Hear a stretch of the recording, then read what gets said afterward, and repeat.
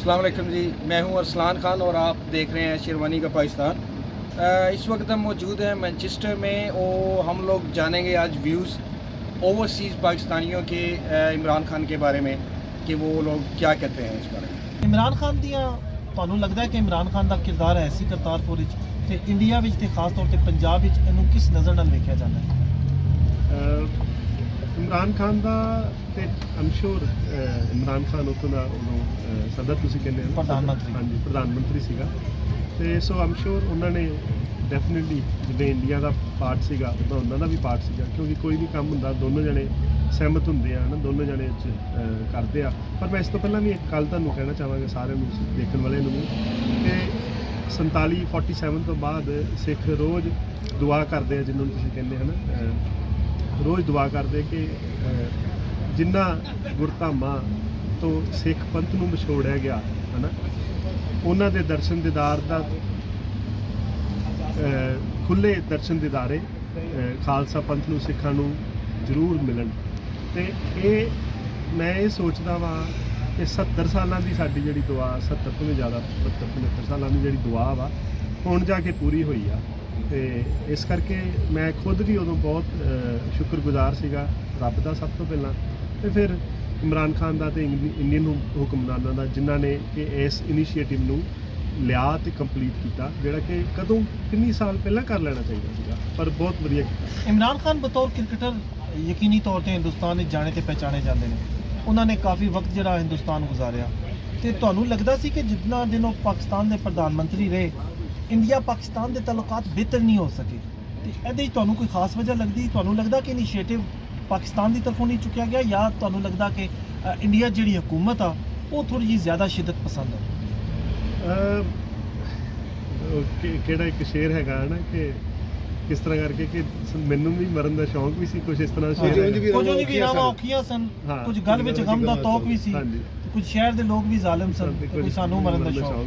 ਗੱਲ ਅਸਲ ਇਹੀ ਹੈਗੀ ਆ ਕਿ ਇਹ ਜੇ ਆਪਾਂ ਕਹੀਏ ਕਿ ਇਕੱਲੇ ਇਮਰਾਨ ਖਾਨ ਦੀ ਗਲਤੀ ਹੈ ਜਾਂ ਕਹੀਏ ਕਿ ਇੰਡੀਅਨ ਸਰਕਾਰ ਦੀ ਕੋਈ ਕਮੀ ਪੇਸ਼ੀ ਆ, ਉਹ ਮੇਰੇ ਖਿਆਲ 'ਚ ਬਿਹਤਰ ਨਹੀਂ ਹੋਏਗਾ ਜੀ। ਨਾਲੇ ਇਸ ਤਰ੍ਹਾਂ ਕਿ ਜਦੋਂ ਉਹ ਆਏ ਸੀਗੇ ਇਮਰਾਨ ਖਾਨ, ਜਿਹੜੇ ਪ੍ਰੋਮਿਸਿਸ ਤੇ ਪ੍ਰੈਮਿਸਿਸ ਤੇ ਆਇਆ ਸੀਗਾ, ਤੇ ਜਿਹੜੀ ਉਹਦੀ ਫੋਰਨ ਪੋਲਿਸੀ ਆ, ਜਿਸ ਤਰ੍ਹਾਂ ਯੂਐਸ ਦੇ ਅਗੇਂਸਟ ਵੀ ਉਹਦਾ ਵਿਊ ਇਮਰਾਨ ਖਾਨ ਦਾ, ਇਸੇ ਤਰ੍ਹਾਂ ਹੀ ਇੰਡੀਆ ਦੇ ਅਗੇਂਸਟ ਤੇ ਪ੍ਰੋ ਚਾਈਨਾ ਹੈਗਾ ਵਾ, ਹੈ ਨਾ। ਤੇ ਸੋ ਓਬਵੀਅਸਲੀ ਇੰਡੀਆ ਚਾਈਨਾ ਦਾ ਵੀ ਕੁਝ ਬਹੁਤ ਪਿੱਛੇ ਤੁਸੀਂ ਦੇਖਿਆ ਹੋਣਾ, ਬਹੁਤ ਅੱਛੇ ਤਾਲੁਕਾਤ ਨਹੀਂ ਰਹੇ। ਹਾਂਜੀ, ਤੇ ਇਸ ਕਰਕੇ ਆਈ ਥਿੰਕ ਕਿ ਉਹਨਾਂ ਨੇ ਜੋ ਚੋਇਸਿਸ ਕੀਤੀਆਂ ਫੋਰਨ ਪਾਲਿਸੀ ਦੇ ਵਿੱਚ, ਉਹਦੇ ਵਿੱਚ ਵੀ ਉਹਦਾ ਵੀ ਕਾਫੀ ਰੋਲ ਰਿਹਾ।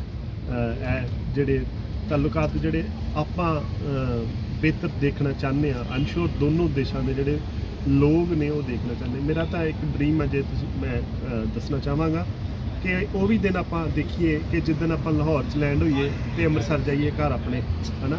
ਆਪਾਂ ਜ਼ਰੂਰੀ ਆ ਵੀ ਅੰਮ੍ਰਿਤਸਰ ਦੀਆਂ ਫਲਾਈਟਾਂ ਲੈਣੀਆਂ, ਆਪਾਂ ਲਾਹੌਰ 'ਚ ਲੈਂਡ ਹੋ ਕੇ ਤੇ ਅੱਧਾ ਘੰਟਾ ਟ੍ਰੇਨ ਆਪਣੀ ਗੱਡੀ ਦੇ ਟਰੈਵਲ ਕਰਕੇ ਅੰਮ੍ਰਿਤਸਰ ਜਾਈਏ। ਆਪਾਂ ਵੀ ਉਹ ਦਿਨ ਦੇਖਣਾ ਚਾਹੁੰਦੇ ਜਿੱਦਣ ਬੈਲਜੀਅਮ ਨੈਦਰਲੈਂਡ ਵਾਂਗੂ ਉਹਨਾਂ ਦੇ ਵੀ ਬਾਰਡਰਾਂ ਬਿਲਕੁਲ ਖਤਮ ਹੋਈਆਂ। ਤੇ ਬਾਕੀ ਅੱਲਾ ਮਿਹਰਬਾਨ ਹੈ, ਹੈ ਨਾ। ਸੁਪਨੇ ਤੁਸੀਂ ਜਿਨ੍ਹਾਂ ਨੂੰ ਮੰਨਣ ਵਾਲੇ ਹੋ, ਉਹਨਾਂ ਨੇ ਤੇ ਪੂਰੀ ਜ਼ਿੰਦਗੀ ਅਮਨ ਦਾ ਦਰਸ ਦਿੱਤਾ, ਮੁਹੱਬਤ ਦਾ ਦਰਸ ਦਿੱਤਾ ਤੇ ਆਪਸ ਵਿੱਚ ਭਾਈਚਾਰੇ ਦਾ ਦਰਸ ਦਿੱਤਾ। ਤੁਸੀਂ ਕੀ ਸਮਝਦੇ ਹੋ ਕਿ ਦੋਏ ਪੰਜਾਬ, ਇੱਕੋ ਬੋਲੀ, ਇੱਕੋ ਕਲਚਰ, ਇੱਕੋ ਜ਼ਮੀਨਾਂ, ਇੱਕੋ ਮਾਂ ਭੈਣ, ਇੱਕੋ ਹੀ ਸਾਡਾ ਤਹਿਜ਼ੀਬ ਤੇ ਤਮੱਦਨ, ਇੱਕੋ ਹੀ ਅੱਲਾ, ਇੱਕੋ ਹੀ ਅੱਲਾ ਸਭ ਕੁਝ, ਤੇ ਤੁਹਾਡੀਆਂ ਯਾਦਗਾਰਾਂ ਇੱਥੇ ਤੇ ਸਾਡੀਆਂ ਯਾਦਗਾਰਾਂ ਉੱਥੇ, ਮਤਲਬ ਇੱਕੋ ਘਰ ਹੈ ਕਿ ਇੱਕ ਘਰ 'ਚੋਂ ਦੋ ਭਰਾ ਵੱਖਰੇ ਵੱਖਰੇ ਘਰਾਂ ਚਲੇ ਗਏ। ਤੁਹਾਨੂੰ ਜ਼ਾਤੀ ਤੌਰ ਤੇ ਕੀ ਲੱਗਦਾ? ਕਿਉਂਕਿ ਤੁਹਾਡੇ ਨਾਲ ਗੁਫ਼ਤਗੂ ਕਰਕੇ ਮੈਨੂੰ ਲੱਗਾ ਕਿ ਤੁਸੀਂ ਬੜੇ ਹੀ ਦਾਨਿਸ਼ਮੰਦ ਤੇ ਬੜੀ ਲੰਬੀ ਸੋਚ ਰੱਖਣ ਵਾਲੇ ਬੰਦੇ ਹੋ, ਕਿ ਪਾਕਿਸਤਾਨ ਤੇ ਇੰਡੀਆ ਦੇ ਲੋਕ ਆਪਸ ਵਿੱਚ ਨਫ਼ਰਤਾਂ ਕਿਆ ਅਸੀਂ ਵੀ ਕੰਮ ਕਰ ਸਕਦੇ ਹਾਂ, ਜਾਂ ਸਿਰਫ ਇਹ ਕੰਮ ਹਕੂਮਤਾਂ ਦਾ ਹੀ?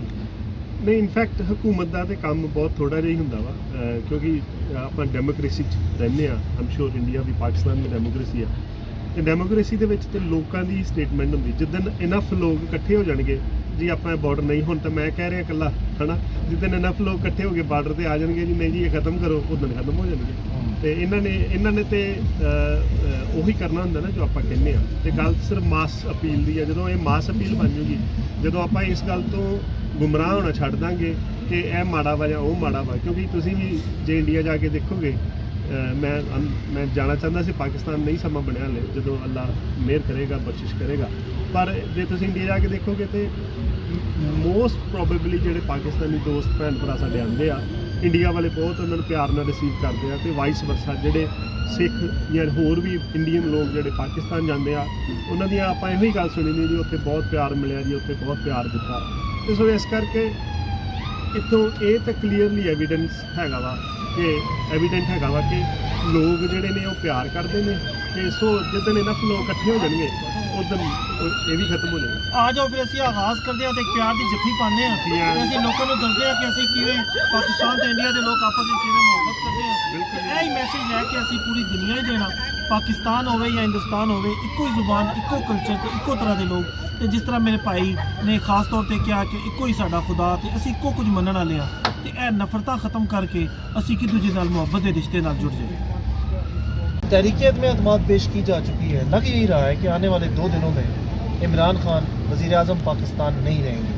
बतौर ओवरसीज़ पाकिस्तानी आपकी फीलिंग्स क्या है? मैं ये समझता हूँ कि जो हमारे जो प्राइम मिनिस्टर हैं वो हमेशा हमारे दिलों में बसते हैं, हम उनको हमेशा ही प्राइम मिनिस्टर महसूस करते हैं।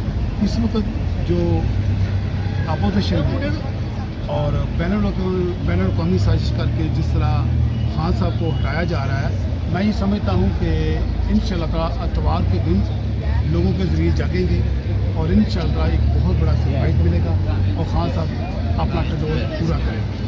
अच्छा, सरप्राइज़ के चक्करों में पीटीआई अभी इस हालात पे पहुंच गई है, लेकिन आपको क्या लगता है कि इमरान खान को पिक्चर से जब हटाया जाएगा उसके बाद जो आने वाले चेहरे हैं जिन पे करोड़ों अरबों के मुकदमात हैं, उनके बारे में आपकी राय क्या है? मैं ये समझता हूँ कि 70 साल से ये जो 2 पार्टी और 11 पार्टियाँ मिलके जिस तरह इन्होंने साजिश की खान साहब को हटाने के लिए, मैं ये समझता हूँ बीइंग पाकिस्तानी खान साहब ने जिस तरह पाकिस्तान के वक़ार को, पाकिस्तान की खुदमुख्तारी को, पाकिस्तान की खुददारी को जिस तरह बुलंद किया, हम बस ये अवश्य पाकिस्तानी उनके ऊपर हम फ़ख्र महसूस करते हैं। ये जो दोनों पार्टियाँ हैं, जो बड़ी पार्टियां हैं, मुस्लिम नून है, जो पार्टी है, इनका किरदार पाकिस्तान की आवाम के सामने बिल्कुल एक साफ शफाफ हर आईने की तरह वाज़ेह है कि ये लोग करप्ट हैं, ये लोग अपने ज़ाती मफादात की वजह से, अपनी करप्शन बचाने की वजह से, अब उनको ये डर है कि अगर ये प्राइम मिनिस्टर रहा तो हमें ये जेल भेज दिया जाएगा। जिस तरह उनके खिलाफ उनके केसेस हैं जिसकी वजह से वो सारा बैनुल अक़वामी ताक़त के साथ ये मिलकर ये सिलसिला कर रहे हैं ताकि किसी तरीके से खान साहब को हटाया जाए और उसके बाद उनके केसेस जो है उनको अंडर मिल जाए या किसी तरीके से वो अपनी करप्शन छुपाना चाहते हैं। आखिरी सवाल आपसे ये है, अगर इमरान खान खुदा न खास्ता चला जाता है संडे को, आपको लगता है कि इमरान खान एक स्पोर्ट्समैन की तरह स्ट्रांग होकर वापस आएगा?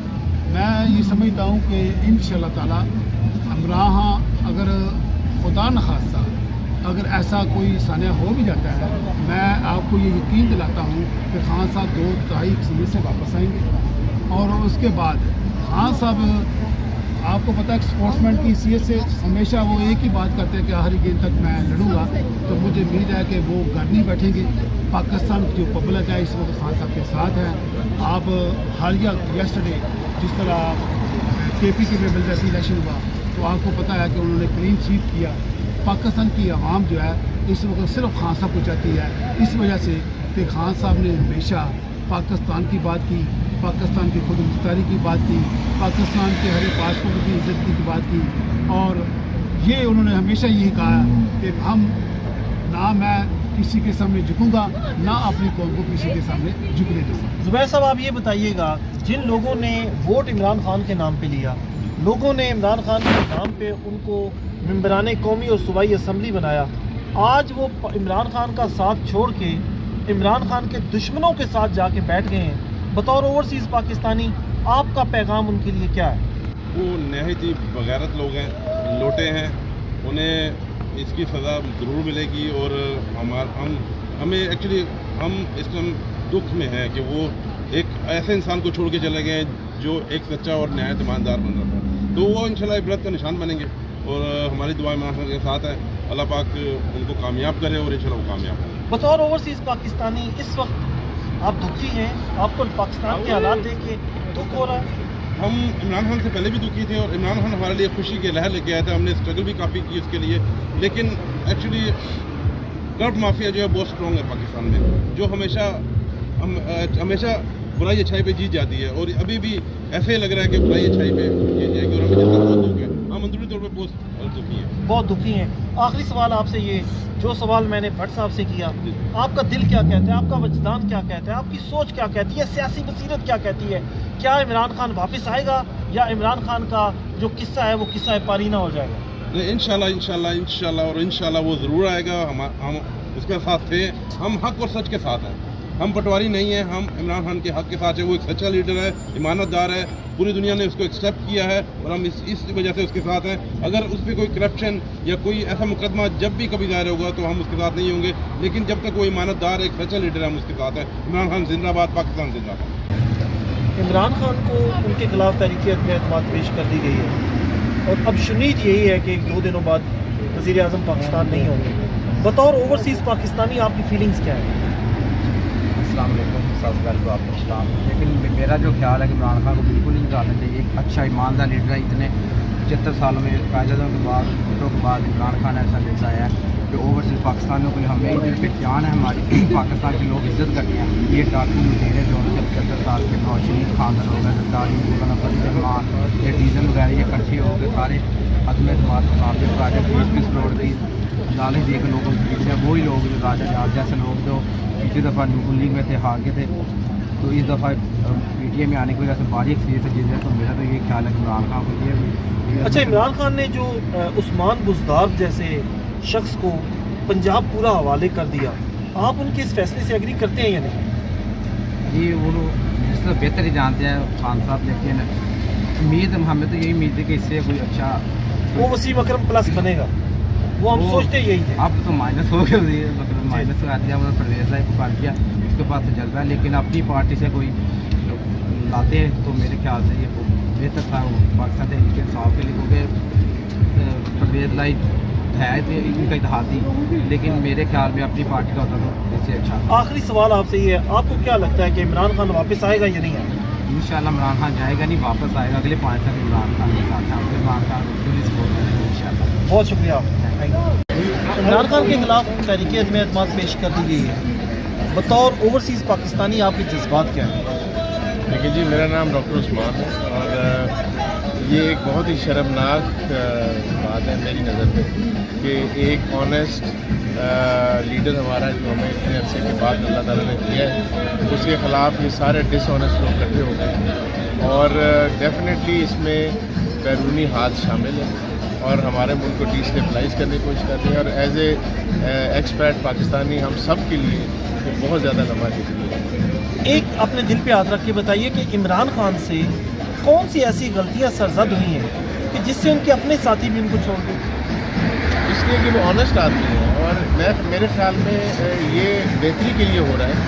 जो बंदे इसके दोस्तों के रूप में इनके साथ थे ये अयाम हुए हैं और ये बेहतर इंशाल्लाह बेहतरी की तरफ ही होगा। जिनसे गलती नहीं हुई उन्होंने ठीक काम किया, लेकिन जो उनके साथी थे जिनका ख्याल था कि शायद वो भी उसी सियासत के रंग में रंग जाएंगे, वो नहीं हुआ तो उनके साथ हो। आखिरी सवाल है, क्या इमरान खान वापस आएगा? इंशाल्लाह जी बिल्कुल आएगा, इसमें कोई शक ही नहीं है। जो अल्लाह रसूल का नाम लेता है, जो पाकिस्तान का नाम लेता है और जिसने एक ढिले की करप्शन की, अल्लाह उसके साथ है, बाकी जो बंदी होगी। बहुत शुक्रिया, थैंक यू।